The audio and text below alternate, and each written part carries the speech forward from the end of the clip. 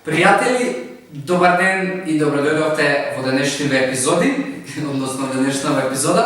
Атанас Петров, што од суплементација да користам и како да го намалам апетитот, а тоа да не ми влијае на спортски план. Инаку за оние што не знаете, Атанас е ракометар, затоа прашува за спортски план. Атанас, прво за суплементација, јас не би одел директно со тој одговор и да ти кажам што ти треба да суплементираш, затоа што суплементацијата во превод значи по македонски додаток во исхрана.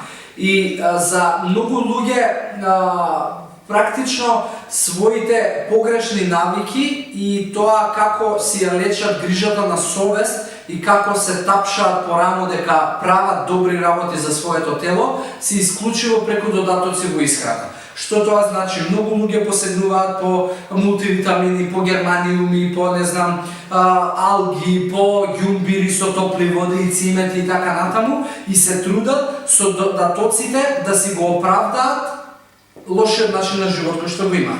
Што е многу погрешно, затоа што самиот збор додаток во исхрана подразбира дека ти треба да го додадеш во исхраната тоа. Или во превод, прво треба да имаш основа на исхраната, па потоа да додаваш нешто што ќе ти ги подобри резултатите или можеби ќе ти го поедностави процесот и ќе ти заштеди време. Од типот, ако можеби не си јадаш голем на овоше или не си јадаш на зеленчук, тогаш тоа значи дека ти понатаму треба да имаш добар поедок, редовно оброци, да пиеш вода, но да суплементираш и да додаваш во исхраната можеби мултивитамини, можеби растителни влакна, можеби омега-3. И тоа секој од нас го има индивидуално. Не значи дека јас ако имам крш исхрана и крш начин на живот, дека тоа што ќе пијам додатоци во исхрана ќе ми го реши проблемот. Повеќето од луѓето тоа го прават затоа што едноставно е полесно и затоа што сакаат да си го оправдаат својот начин на лош на живот и лошата исхрана, па еве нема веза, јас си пијам и додатоци во исхрана, така да си балансирам. Значи тоа е погрешно. Што му беше прашањето со суплементацијата? Како да го намали апетитот?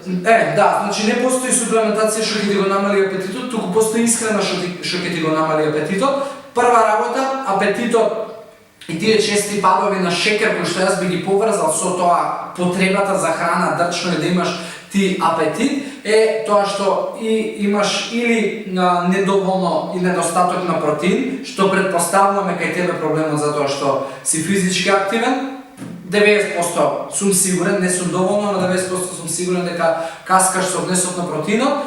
Второ може да биде недостатокот на вода. Значи, у принцип тие се двата најчести случаи зашто не можеш да го исконтролираш апетитот. Тоа е моје мислење и од искуство го кажувам во работа со луѓе.